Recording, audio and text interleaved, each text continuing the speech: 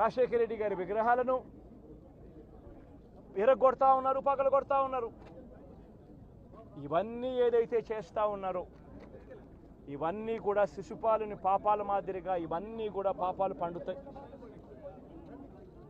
ప్రజాస్వామ్యంలో ఏదైనా కూడా ప్రజలకు మంచి చేసి ప్రజల గుండెల్లో స్థానం సంపాదించుకుని ప్రజల దగ్గరికి వెళ్ళి ఫలాని మంచి చేశాం కాబట్టి మాకు ఓటు వేయండి అని అడిగే పరిస్థితులు ఉండాలి తప్పనిచ్చి ఈ మాదిరిగా దౌర్జన్యాలు చేసి ఈ మాదిరిగా అన్యాయమైన కేసులు బిగించి ఈ మాదిరిగా ఆస్తులు ధ్వంసం చేసి ఈ మాదిరిగా ఫియర్ సైకోసిస్ క్రియేట్ చేస్తూ రాజకీయాలు చేస్తే మాత్రం అది ఏ రోజు కూడా నిలబడే రాజకీయం కాదు.